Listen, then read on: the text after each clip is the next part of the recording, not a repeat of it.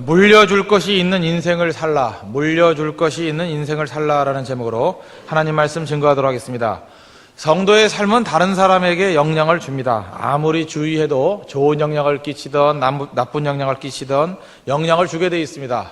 우리 가족끼리는 더 하겠죠. 가족끼리는 외모에 영향을 주기도 하고 닮잖아요. 습관에 영향을 주기도 하고 성격과 가치관에 영향을 주기도 합니다. 우리 성경은 성도의 삶을 향기와 같은 삶이다 그럽니다. 향기라는 게 뭡니까? 가만히 있어도 주변 사람들에게 영향을 준다, 그런 뜻입니다. 아무리 한마디 말도 하지 않고 있다 할지라도 그 냄새로 인해서 주변의 사람들에게 성도의 존재를 알리게 되는 것과 마찬가지로 영향을 미치게 돼 있다는 것입니다. 그러므로 우리가 어떤 삶을 살든지 간에 주변 사람들에게 영향을 미치지 않는 삶은 불가능합니다. 우리가 될 수 있으면 좋은 영향을 끼치는 사람이 돼야 된다고 생각을 합니다. 저는 그런 의미에서 갈렙이 좋습니다. 왜냐? 좋은 유산을 많이 남긴 사람, 좋은 영향을 많이 끼친 사람, 좋은 것을 많이 물려준 사람이기 때문에 그렇습니다. 우리도 이 갈렙과 같이 물려줄 것이 있는 인생을 살아가는 우리 믿음의 종 되기를 바랍니다. 세 가지로 살펴보겠는데, 첫째, 갈렙은 영적인 유산을 잘 물려준 것 같고, 두 번째, 감정적인 유산, 세 번째, 사회적인 유산을 잘 물려준 것 같습니다. 우리도 이런 여러 방향에 있어서 좋은 유산을 물려주는 우리 믿음의 종 되기를 바랍니다. 먼저 6절부터 15절까지 보면 제일 많이 나오는 말씀이 뭡니까? 여호와께서 말씀하신 대로, 이런 말씀이 제일 많이 나옵니다. 14절을 보시면은 그 하반절에 이는 그가 이스라엘의 하나님 여호와를 온전히 쫒았다. 여호와의 말씀하신 대로 온전히 쫒았다. 이런 것이 계속 반복되고 있습니다. 어떤 사람의 삶에 있어서 그 사람이 어떤 인생을 살았는지는 그 사람의 삶의 원칙과 우선순위가 어디에 가 있는가를 보면 금방 알 수 있습니다. 특별히 돈과 시간을 어디에 투자하느냐, 그걸 보면 금방 알 수 있는데, 이 갈렙이라는 사람은 철저하게 하나님 말씀대로 자기 시간을 투자하고 자기 삶을 투자하는 그러한 인생이었다는 것입니다. 9절과 14절에 보니까 온전히 쫒았으며 이런 말씀이 나옵니다. 그 정탐꾼으로 떠났을 때가 40세였는데 40세부터 45년 동안 지금 나이가 85세가 될 때까지 온전히 하나님을 섬겼다. 우리가 한순간 섬기는 것은 어렵지가 않습니다. 두 번 정도 섬기는 것도 어렵지 않습니다. 그러나 이렇게 지속적으로 45년 동안 변함없이 섬긴다는 것은 굉장히 중요한 것입니다. 이 9절을 보니까 내 발로 밟는 땅은 영영이 너와 내 자손의 기업이 되리라. 그 여호수아 1장에 나오는 하나님의 약속, 그 약속을 붙들고 끝까지 하나님 말씀 따르고 하나님과 함께하는 인생을 살았다는 것입니다. 이게 바로 믿음의 유산입니다. 우리 주변 사람들에게 넘겨줄 것이 바로 이런 믿음의 유산들이라는 거예요. 우리가 신앙생활을 할 때 우리 후손들에게 줄 수 있는 것들이 무엇이겠습니까? 우리가 기도하는 유산, 또 말씀대로 살아가는 유산, 또 예배하는 유산, 이런 것들 물려주면 그 이후가 멋진 인생이 된다는 것입니다. 우리가 이 여호수아와 갈렙 그 이후 시대를 사사기 시대라 그러는데, 사사기에는 하나님 말씀을 떠났던 암흑 시대였습니다. 근데 암흑 시대에 하나님께서 이 불꽃과 같이, 촛불과 같이 간혹가다 살려주었던 게 사사들 아닙니까? 근데 이 갈렙의 유산 가운데 이 사사의 유산이 남아 있습니다. 이 사사기 1장 11절에 보니까 거기 드빌이라는 거민들을 치는 사건이 나옵니다. 그럴 때 어떤 얘기를 하느냐? 갈렙이 말하기를 그 드빌을 쳐서 취하는 자에게 내 딸 악사를 아내로 주겠다. 그랬더니 그 온니엘이라는 사람이 그러면 제가 한번 해보죠 하면서 드빌에 있는 거민들을 다 치고 난 다음에 갈렙의 딸 악사를 그의 아내로 삼았습니다. 그러니까 사사 중에 온니엘은 누굽니까? 갈렙의 사위였다는 거예요. 사위. 그런 정도로 그런 사위를 뽑을 때에도 명문대학 나왔는지, 키가 좋고 어깨가 쫙 벌어졌는지, 아니면 돈 많고 명 짧은지 이런 거 따지지 않고 뭘 따졌어요? 믿음 보면서 자기 믿음의 유산들을 물려줄 수 있는 사람, 온니엘 같은 사람을 세웠다는 것입니다. 그러므로 잘 보면 믿음의 사람들은 자기 주변에 있는 사람들 가운데 인물이 나오게 돼 있습니다. 항상 중요한 인물들이 나오게 됐다는 거예요. 그게 믿음의 유산입니다. 유산. 그 헤브론이 산지인데, 이게 사실은 정복하기 어렵기만 하고 사실은 사람들이 정복 안 하려고 그랬습니다. 그런데 이 갈렙은 헤브론의 영적인 가치를 알았습니다. 헤브론이 어떤 곳입니까? 막벨라 굴이 있는 곳이죠. 아브라함이 묻힌 곳, 사라가 묻힌 곳, 이삭과 리브가 야곱이 묻힌 곳, 영적인 가치가 충만한 곳입니다. 그 가치 있는 곳을 자기 인생 걸고 내가 가서 이 산지를 취하겠다. 무엇이 중요한지를 아는 인생이었습니다. 무엇이 중요한지.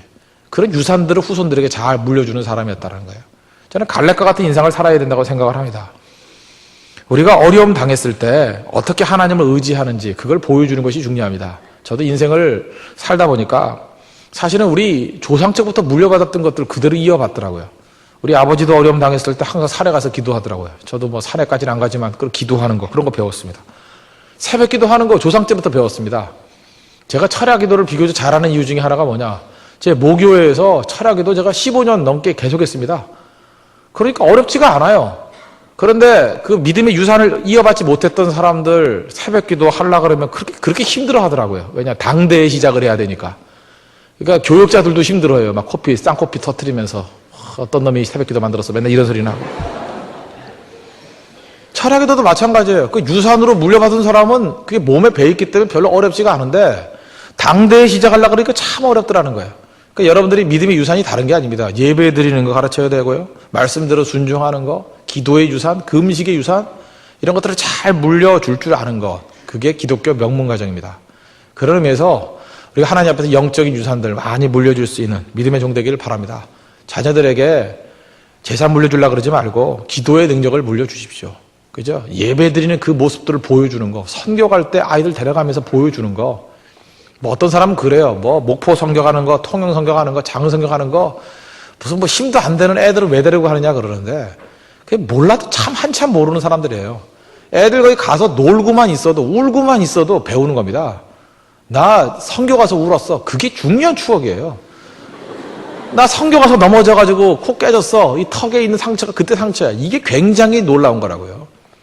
하나님 앞에서 그런 믿음의 유산을 물려줄 줄 알아야 됩니다. 어렸을 때 모르는지 아십니까? 다 알아요. 저는 지금도 기억이 납니다. 제가 서대문에 살았었는데 서대문에서 옛날에 그 천막 집회, 가만히 깔고 하던 집회들 많았습니다. 근데 아주 어렸을 때 그런 데 찾아다녔어요. 찾아다니면서 제가 뭐 말씀 기억 하나도 안 납니다. 기억 하나도 안 나는데 그냥 아버지 따라 할머니 따라 거기 앉아가지고 주로 잤어요. 그냥 할머니 그 다리 베고 자고 그랬던 거 기억납니다. 그때 그 분위기는 하나도 잊혀지지 않아요. 그때 얼마나 열심히 찬송하고 얼마나 열심히 부르짖었는지 설교는 하나도 기억 안 나는데 그 분위기는 지금도 생생하게 기억이 나요. 그게 믿음의 유산입니다. 유산.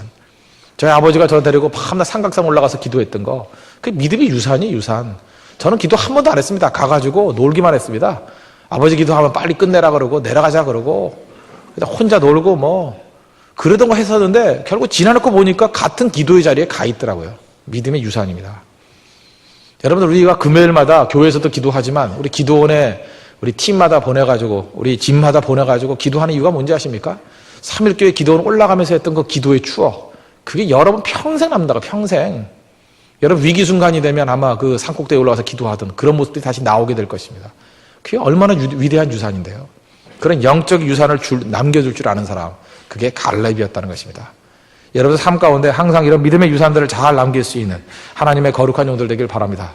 두 번째는 감정적인 유산인데 특별히 젊은 감정의 유산 그런 것들을 남겼습니다. 갈렙은 나이에 관계없이 감정적으로 항상 젊은이였습니다. 12 정탐꾼으로 갔을 때 10명의 정탐꾼이 어땠습니까? 우리는 저들이 보기에 메뚜기 같더라. 우리 스스로 보기에도 메뚜기 같더라. 그런데 여호수아, 갈렙, 특히 갈렙은 뭐라 그랬습니까? 저들은 우리 밥이다. 두려움을 없애고 담대하게 외쳤던 사람 아닙니까? 40세에도 담대했지만 85세에도 또 담대하잖아요. 이 산지를 내게 주소서. 우리 속된 말로 하면 뭐예요? 깡입니다. 깡을 보여줬어요. 깡. 영적인 깡. 깡다구가 보통 사람이 아니죠. 두려움이 있으면요, 인간은 독창성이 마비됩니다. 창조성이 마비가 됩니다. 생산성이 저해가 됩니다. 두려움에 떨면요, 사고하거나 기억력이 감소됩니다. 그리고 매사가 방어적이 돼요. 하나님께서 우리에게 충분한 IQ를 줬음에도 불구하고 그 머리를 사용하지 못하는 사람, 두려움에 빠지면 그렇습니다. 노래도 그렇지 않아요? 나와서 찬양할 때도 보면은 그 이제 두려움이 있는 사람들은 자기 실력 발휘 못해요. 두려움이 없는 사람들은 연습할 때보다 훨씬 잘합니다. 훨씬 잘해요. 왜 그렇습니까? 이 두려움이라는 것은 우리를 이렇게 억제하지만 담대함은 내 있는 것들을 폭발시키는 힘이 있어요. 그러니까 하나님 앞에서 가져야 될 가장 좋은 감정적인 유산이 뭡니까? 담대함의 담대함, 젊은 의식. 그래서 제가 잘 보면 어떤 집안의 흐름이 있습니다. 그 집안의 흐름이 젊은 집안들은요, 항상 능력 이상으로 발휘해요. 근데 집안 자체가 소심한 집안들 있죠. 소심한 집안은 항상 그 자기 능력보다 이게 위축된 인생을 살아요. 밤낮 조심조심. 그 대학교 성적도 더 받았으면서도 항상 그보다 못한 대학 가고. 안전하게, 안전하게. 그래서 가지고 있는 능력은 100을 줬는데 사는 건 80도 못 살아요. 반면에 이렇게 담대함 가지고 살아가는 집은 하나님께 받은 건 한 80밖에 안 되는데 사는 건 120으로 살고 막 뻥튀기 살아요. 뻥튀기로. 뻥뻥 하면서. 그러다가 나중에 뻥은 뻥인데 안을 또 나중에 채워가고 그래서 나중에 뻥이 아니게 돼버리고 그래서 뻥이라 그런 사람들을 민망하게 만들고 막 이렇게 인생을 살아가요. 그래서 하나님께서 우리를 크게 만들기 때문에 그렇습니다. 여러분들 어려움들을 피하지 마십시오. 어려움을 피하지 않는 거 이거 누가 할 수 있느냐? 담대한 젊은 정신을 갖고 있는 그죠? 젊은 의식을 갖고 있는 사람은 할 수 있습니다. 여호수아와 갈렙 보십시오. 특별히 갈렙 두려움이 없잖아요. 이 산지를 내게 주셔서 85세 노인이 그 다음에 저들은 우리 밥이다. 뭐 딴 사람들 여론에 뭐 신경 쓰이지 않잖아요. 하나님이 우리와 함께 계시면 저들은 우리 밥이다. 그러면 나가잖아요. 최근 들어서 우리 어린이들도요 성인병에 걸린답니다. 어린이들이 성인병에 걸린대요. 그래서 뭐 당뇨병 이런 거 걸린대요. 이유가 뭐예요? 노인같이 살기 때문에 그래요. 노인같이. 나이하고 관계없습니다. 나이가 몇 살이든 간에 노인같이 살면 노인 되는 거예요. 아시겠습니까? 한참 뛰어놀아야 될 애들이 밤낮 앉아가지고 텔레비전 보고 전자오락하고 운동은 안 하고 밤낮 고민하고 애들이 무슨 고민인지 스트레스 받고 그러니까 또 먹고 그러니까 고혈압에 동맥경화에 뭐 이런 거 다 애들이 반면에 나이가 40이 되고 50이 되더라도요 어린이같이 살면 어린이 되는 거예요. 밤낮 뛰어놀고 애들 놀듯이 밤낮 뛰어놀고 자전거 타고 이래보세요 뭐. 어린애같이 살면 어린애 같은 모습으로 변화가 된다는 거예요. 갈렙같이 늙고 싶지 않습니까? 갈렙 85세인데 마음은 청춘이에요. 청춘.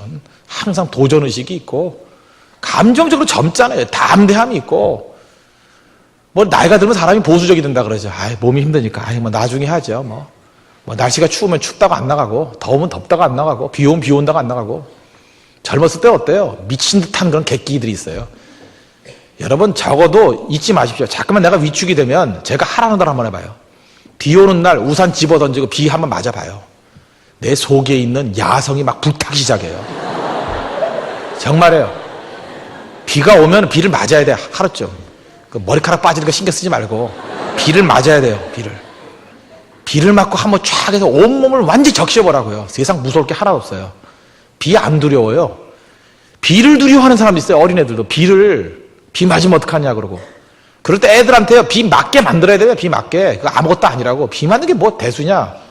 눈이 오면 눈도 막 맞아야 돼요. 막 뒹굴게 만들어야 되고 감기 걸리면 어떻게 해야 되는데 감기집 한번 걸리면 어때요 그거. 뒹굴다가 감기 걸리게 만들어서 이기는 법도 가르쳐야죠. 이기는 법도.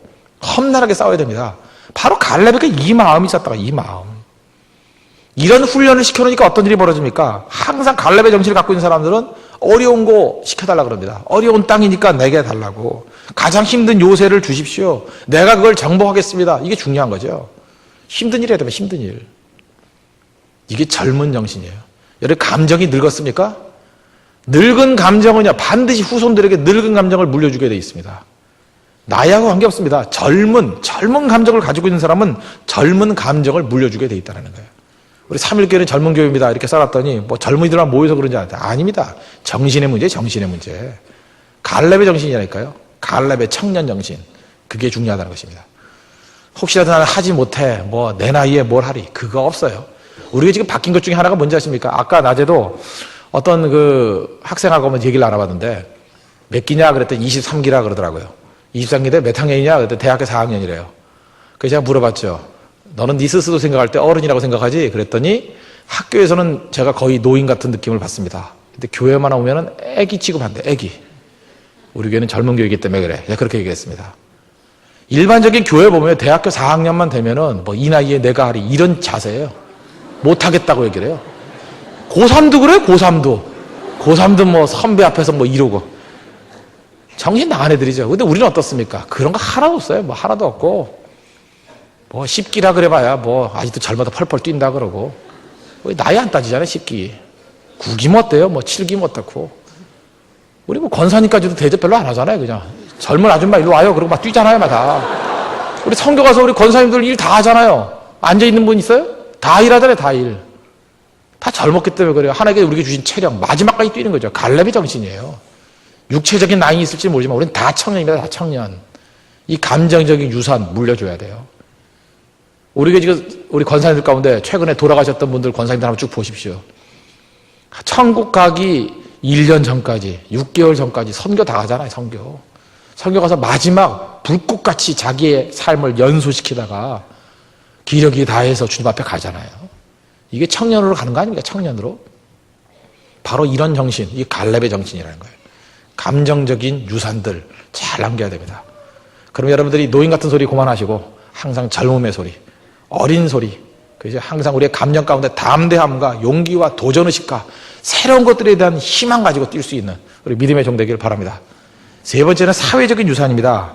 가진 자가 희생하고 최선을 다하는 모습을 보여줍니다. 이게 사회적인 유산이죠. 어찌 보면은 갈렙은 기득권 세력 아닙니까? 이렇게 표현하는 거 요즘에 많이 하니까 따라서 한번 해봅니다. 기득권 세력 아니에요? 초창기부터 아마 가나안 땅에 들어갔을 때 옛날에 애굽부터 있었을 때의 경험이 있었던 사람 둘밖에 없잖아요. 여호수아와 갈렙. 그 정도는 모든 기득권을 다 가지고 이미 세력을 가지고 있는 사람 아닙니까? 그러면 힘을 더 가지고 있는 사람들은 어떤 땅을 요구할 수 있습니까? 쉬운 땅, 좋은 땅. 그렇죠. 힘이 있으니까, 우선권이 있으니까. 그런데 갈렙이 요구한 땅은 어디입니까? 가장 장대한 안악자손이 있는 땅, 헤브론 산지. 그리고 아무도 가지 않으려 그러고 그 땅은 목숨을 걸고 정복해 얻을 수 있는 땅, 그 땅을 달라 그러잖아요. 얼마나 싱싱합니까? 얼마나. 여러분, 어떤 사회가 되려 그러면요, 더 가진 자가 항상 희생하는 쪽으로 나가야 됩니다. 더 가진 자가 항상 최선을 다해야 돼요. 사회가 썩을 때는 어떻게 썩는지 아십니까? 이미 가진 사람들 밤낮 도망갈 준비를 하고 미국의 재산이나 빼돌려 놓고 있고 자식 새끼들 다 미국 다 보내놓고 여차하면 뜨겠다 이런 생각 갖고 있고 이거 아무것도 안 되는 거죠. 여기에 올인해야죠. 생명 걸어야죠. 그렇지 않아요? 내 모든 것을 다 걸고 죽어도 내가 여기서 죽고 살아도 여기서 살겠다. 그게 지도자 아니에요? 지도자? 저는 영국의 왕실 하나 부러운 게 있었습니다. 옛날에 포클랜드 전쟁이 있을 때 왕자가 목숨 건 전투에 들어가잖아요. 그때 백성들이 사랑하는 거 아닙니까? 특권층이라고 앉아는 것에 뒤에서 빠지는 게 아니라 왕자가 생명권 헬기 몰고 가가지고 죽을 수 있는 확률이 있어요. 그런 전투하고 돌아오잖아요. 그렇게 백성들이 일어나는 거 아닙니까? 지도자라는 건 그런 겁니다. 더 가진 자, 더 앞선 자가 희생을 알고 최선을 다하는 모습이 있어야 된다는 거예요. 부자라 그래가지고 이잣돈만 받아 먹어도 난 평생 먹을 수 있어. 이게 무슨 놈의 부자입니까? 졸부지. 부자는 사명이 있는 겁니다. 이 재산을 가지고 어떻게 하면 사회에 이 경제를 움직여갈까? 이것을 어떻게 사명을 이루어갈까? 어떻게 하면 기업을 이끌어갈까? 그 사명 가지고 있는 게 제대로 된 부자의 모습이죠. 부자에게도 부자의 사명이 있습니다. 가진 자가 도전의식과 희생의식이 있다는 거예요.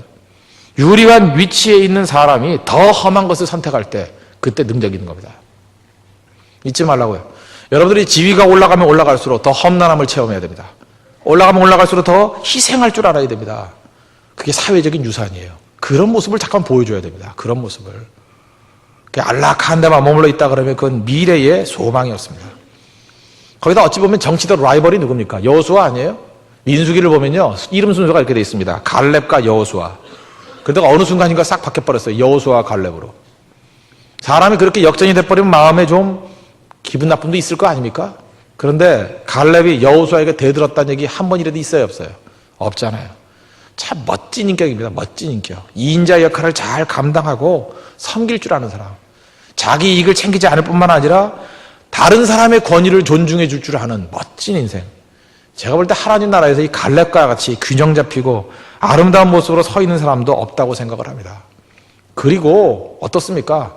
보통 2인자 그러면 이제 나는 물러났으니까 아무것도 아니야. 그러지 아니하고 가장 어려운 일에 있어서 최선을 다하잖아요. 최선을. 11절 보십시오. 모세가 나를 보내던 날과 같이 오늘날 오히려 강건하니. 얼마나 체력 관리를 잘했어요? 그죠? 자전거 맨날 탔는가 보죠. 강건하니. 나의 힘이 그때나 이제나 일반이라. 싸움에나 출입에 감당할 수 있사온즉 갈렙은 육체가 건강했고 정신도 건강했고 신앙도 건강했고 인격도 건강했습니다. 사람이 건강해야 돼. 건강. 자기가 건강하지 않으니까 밤낮 남에게 무슨 원망하고 불평하고 그러는 거예요. 건강해야 돼요, 여러분들. 우리 인격 전체가 다 건강해야 돼. 인격도 건강, 시기 질투하는 거 이게 병든 겁니다. 병든 거예요. 인격이 건강해야 돼. 인격이. 신앙이 건강해야 됩니다. 예수 그리스도의 피부 십자가에 보고 붙들 줄 알아야 되고, 신앙 자체가 병든 사람이 있어요. 그럼 다 병든 거지, 인생이. 정신이 병들어요, 정신이. 밤낮 남의 탓이에요. 누구 때문에 했는데, 누구 때문에. 밤낮 핑계, 전가 논리. 내 책임이지, 누구 책임이에요? 내가 하면 돼버리는 거지, 내가. 그렇지 않아요? 정신이 건강해야 돼요. 육체가 건강해야죠, 육체가. 물론 뭐 사고를 있거나 뭐 타고나게 몸이 약한 사람이 있을 수 있습니다. 그러나 밤낮 운동을 하고 밤에 먹기만 하고 누워 자기나 하고 그래가지고 온몸이 붓고 옷도 안 들어가고 그래가지고 밤낮 더 말도 하기 싫으네. 그죠? 그런 사람 그거 어떻게 해, 그거? 자, 보는 사람도 짜증나게 만들고.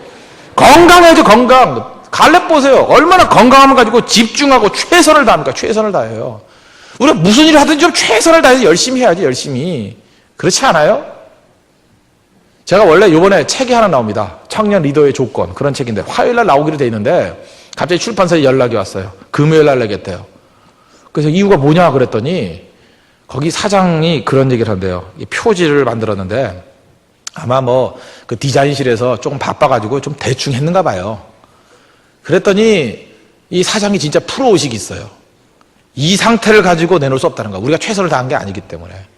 그래서 돈이 꽤 들었음에도 불구하고 다 회수해가지고 표지 다시 만들겠대, 다시. 그래서 3일만 시간 더 달래, 3일만. 저는 그 얘기를 들으면서 신뢰감이 생기더라고요. 야, 어쨌든 좋은 책이 됐든 나쁜 책이 됐든 간에 적어도 이 사람은 최선을 다하는 모습이 있구나. 저기서 배웠습니다. 나도 적어도 최선을 다하는 모습으로, 잘 되든 못 되든 간에 최선을 다하는 모습은 있어야죠. 최선을 다하는 모습. 그거 있지 않다 그러면 그게 얼마나 사회적으로 문제가 되겠습니까? 그죠? 헌신하는 모습이 있어야죠. 사자가 토끼 한 마리를 잡을 때도 최선을 다한다 그러지 않습니까? 예수님께서 마가복음 12장 30절에서 말씀하시기를, 우리가 하나님 섬길 때 어떻게 섬기라고요? 사랑할 때 어떻게 사랑하라고요? 내 마음을 다하고 목숨을 다하고 힘을 다하고 그 다음에 또 뭐예요? 뜻을 다하고 어떻게 하라고? 주 너희 하나님을 사랑하라. 여기 보니까 뭐예요? 다하고 무슨 뜻이에요? 최선을 다해서죠. 찬송한 걸 불러서 최선을 다해서 불러야 되고요. 율동을 할 때도 그냥 손끝이 파르르 떨릴 정도로 해야 되고요. 그죠? 뭐든지 하여튼 자기 자신을 다 연소시킬 정도로 헌신적으로 해야 된다는 거예요. 그게 중요한 거죠, 그게. 하나님 앞에서, 우리가 하나님 앞에 이런 거룩한 능력 가운데 서 있으면 승리할 수 있을 거로 확신합니다. 제가 직접 본 건 아닌데, 요즘에 그 다산 정약용에 대한 연구들을 많이 하는가 봐요.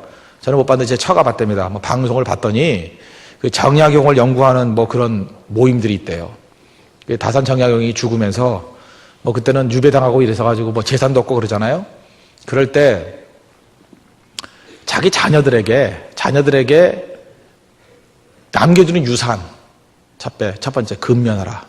그죠? 근면하라. 열심히 일하라. 그죠? 열심히 일하라. 그리고 두 번째, 자기 자신의 삶을 돌아보면서 신중한 인생을 살라. 그 두 가지 남기고 죽었대요. 우리 인생도 마찬가지 아니에요? 여러분, 가장 중요한 게 뭡니까? 저는 두 가지라고 생각합니다. 근면한 거, 열심히 뛰는 것. 또 하나가 자조정신. 자조. 스마일스의 자조론. 그거 한번 꼭 읽어보십시오. 스마일스의 자조론. 영국이 빅토리아 시대 이후에 그렇게 능력 있게 섰던 이유가 뭔지 아십니까? 자기 스스로 일어서는 거예요. 자기 스스로.